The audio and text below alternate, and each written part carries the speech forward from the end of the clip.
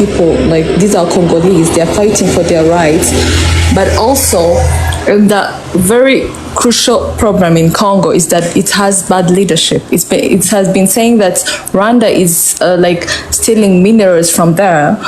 But when you look at, like, it's been years and years. I don't think that if it's your country, if you see, they have no tangible, like they haven't showed any proof that Rwanda is actually stealing those, like, its minerals from there. But when you look at the country itself, it's been, even as we speak, they have like minerals, but when you see how their country is, it's ranked among the poorest country.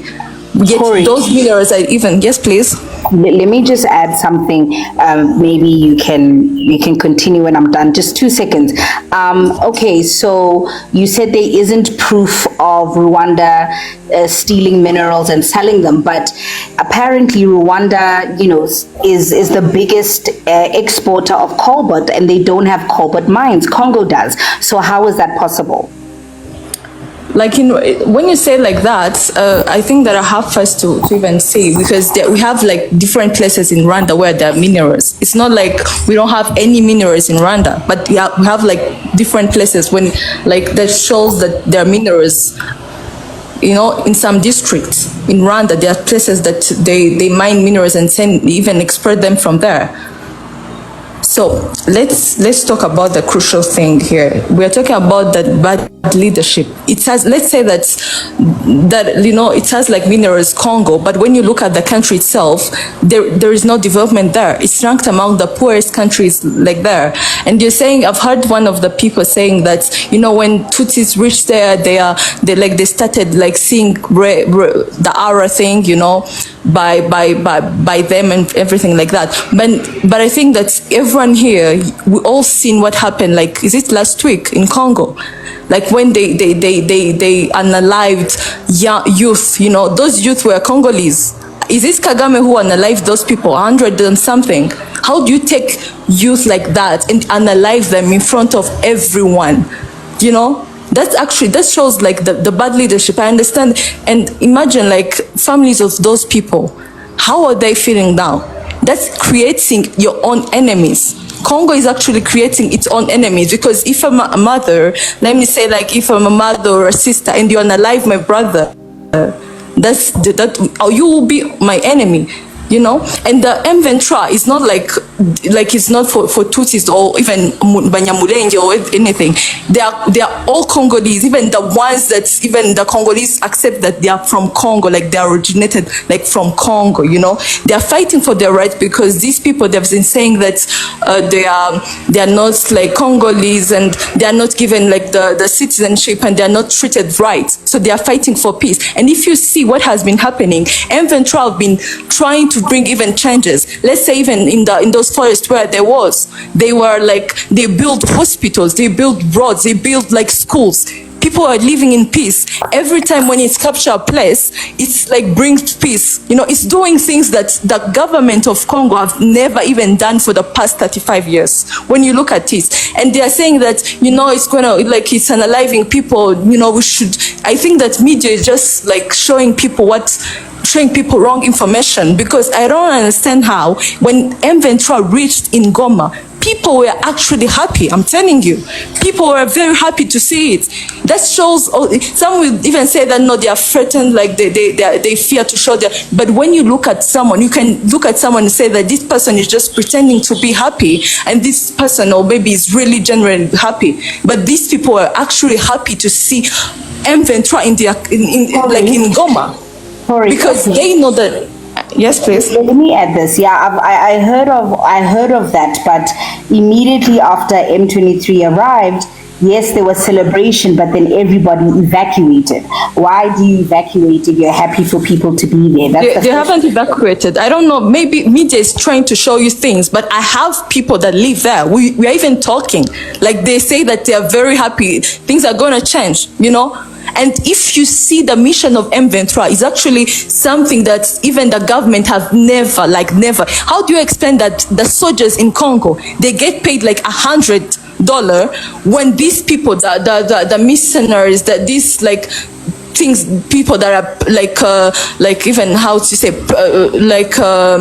they're protecting the president and everyone else are being paid like $8,000. Yeah. And you say that the money is going to Rwanda. How is this not even reasonable? One last thing before I let the next speaker speak. So if this is Congolese fighting amongst each other, and it's due to their bad governance, why is Rwanda involved? Why did America ask Rwanda to seize arms if you are not involved? Actually, Rwanda has no problem with M23. And this is a matter of humanity. You don't see, you can't see people being like unalived for no reason. We've seen videos whereby some Congolese were eating live people. I don't know, you guys, I don't know if you've seen the videos, but they show you like one side of the story, but they don't show you everything. But like people in Rwanda and people who like travel and go to Congo, we've seen things with our own eyes. Let's stop in and say, because most of the people that are saying this, almost of them, maybe they're living in Mozambique, they're living in UK, America, and everything. But first listen to the citizens. We've seen things, you just become frightened, like how, the reason why like Rwanda is against like let's say that is really not even having any issue with M23 is that during the 1994 genocide against the Tutsi, there are some Hutus that went to Congo, the one that underlive that killed Tutsis during that period. They went to Congo, and then we call them Interahamwe because now there is nothing like Hutu and Tutsi in Rwanda. We are all Rwandans. That's something I would like also to clarify. So they went to Congo. I would like to respond to that when you're done. I would like to respond to the whole there is no Tutsi and Hutu. Yeah, exactly. Sorry, we are all Rwandans. They're not like twine anything. Goddess, I think we also need a voice of Congolese. If someone Congolese, let me first finish that. When you can say anything is fine. So they went to Congo, and these people, after went to Congo, they created a group, and they with some Congolese, which is the FIDRC. So those people are the ones who started unaliving the people from. Yes, please.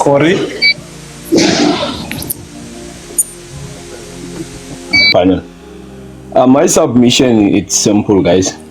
South Africa is on the right side of history. I'm behind my government.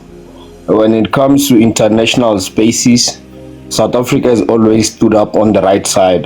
Countless times we've always shown that to the world.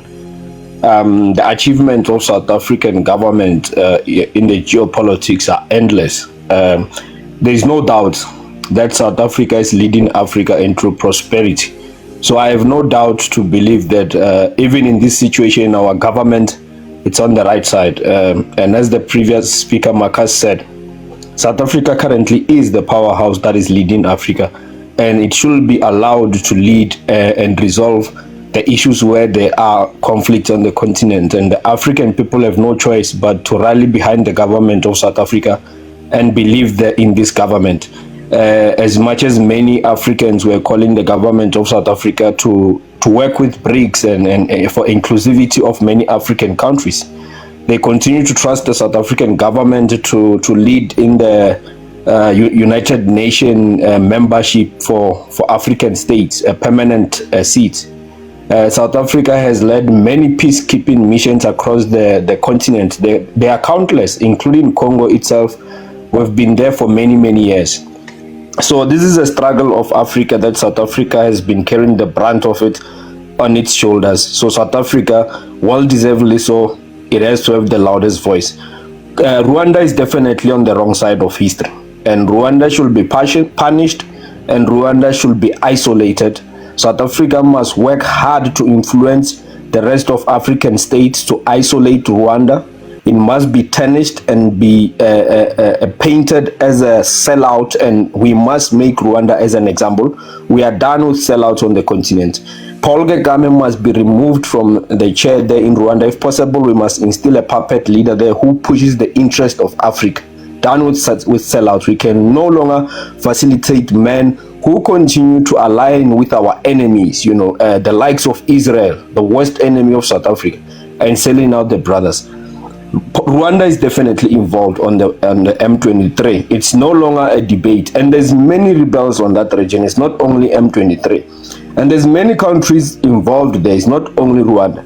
But Rwanda will take the most brand, being the African brother to Congo, being the neighbor to Congo, sharing the bloodline with Congo and selling out, allowing the enemy to pass through Rwanda to coordinate and facilitate what the enemy is doing in the borders of DRC.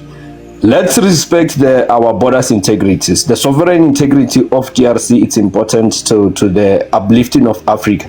If there's any issue with the people of Goma region inside DRC with their government, that is not the business of Paul Kagame and his people. It's not the business of Yoweri Museveni and his business and his people and the rest of chronics there in East Africa who wants to continue working with the enemy to undermine the growth of DRC. The people of Goma have a mandate with their government. If they're gonna create rebels who are gonna revolt against their government, that's their business. No one should go there and take advantage of that. Allow the Congolese people to resolve that issue without Paul Kagame peddling himself inside the issues of DRC. There's many ways to approach the Goma issue without even war. The people of Goma can raise this through African Union, United Nations, Pan-African Parliament. There's many organizations that they can raise this, and the issue can be dealt with diplomacy. So we don't need to be going through the rebels and arming people to unalive the people of Goma. Then that region, if there's resources that have been stolen and the people of Goma are not benefiting, it should be coordinated by the government of Congo working with the other states of Africa in diplomacy to make sure that the people of Goma benefit without using weapons. Currently, what Paul Kagame is doing is an old fossil who needs to be removed from the chair. He comes from a history of being involved in tribal wars in Africa where he was unaliving other African groups. So this is his nature. He's just missing the time when he was unaliving other Africans in their millions. So he wants to continue with that issue of tribalism and you know, unaliving others and all that. So we are done with that. This is a new age for Africa where South Africa is leading the continent, and we won't tolerate that. So the leadership of South Africa needs to make Paul Kagame an example. We need to isolate him by all means necessary. If possible, remove him from power. We're in a position where we can no longer afford to have sellouts on this continent. I thank you. But before I go, Hosea, the people of Congo are not ready to lead their country as well. This must be clear. The people of Congo could have done better all these years. There's more than 100 million of people there who are Congolese. Their country is the second largest in Africa, the most well-resourced country. Their land is so wet, it's only second to Amazon in the globe. So they have got everything. The resources are endless. The people of Congo are not ready to unify as well and stop allowing external forces to penetrate them. So that responsibility lies solely on the people of Congo. No amount of help countries such as South Africa and other countries that are willing to help Congo, it's gonna be enough. It's gonna be enough until the day the people of Congo decide to lead their country to prosperity. That's it. Paul Kagame is just taking advantage of the division that exists within Congo. Thank you, Hosi. Appreciate. And then I want to respond to the Rwandese people who are defending and claiming that the M23, that's their land, they're there, whatever. I don't buy that. No Congolese buy that. We don't have Tutsi in our country. They are not in our history. They don't belong in that country. So we gave them a land, like I said earlier. We welcomed them home when they were having their own genocide. They were killing each other like crazy. In our home country, we give them shelter, and they're turning on us. So they don't have land in Congo. They will never have. They should just be peaceful and just live like other residents. They don't claim, there's no land for them to claim in there. So we gotta make that one clear.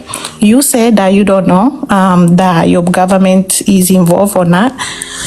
That's a lie. You know. Everyone knows that their government is involved because the last time the Tutsi took over Goma, it was 2012, and the UN called our Congolese president and Rwandese president to meetings somewhere in Europe, whatever, and they had a talk, and Rwandese called the M23 to back down, and they did just that. They backed down and they just came back a few years ago. So when you tell me Kagame is not involved, you sound dumb as F. Because why would the UN call him for meetings or the Congolese president when he's not involved? Like, that just doesn't make sense. And I know you know it doesn't make sense. And for the gentleman who said that, what's his name, Ivan, that Congo should just be there, it should be beneficial to every country, they should just come and take it, everybody should be, is a country for everybody to basically come and take it. That was a very heartless thing to say that if Congolese people are gonna die unalive, they have to die for the African. What happened to just come to people's country and actually buy mineral instead of stealing, instead of causing harm, instead of unaliving people? We have lost almost 7 million people since those people come in our country. I'm discussing. I don't want to hate individually, but when you guys come in this panel to speak what you guys, it's almost like there's no sympathy. People should just be, and you say that the people are happy. I don't know if anybody's happy in Goma. I have family there. They are in the house. Their house locked down for days. Nobody have come out. And you telling me they're happy? Did you went in Goma and see them happy? If you don't have anything to say, girl, stay in the comment chat.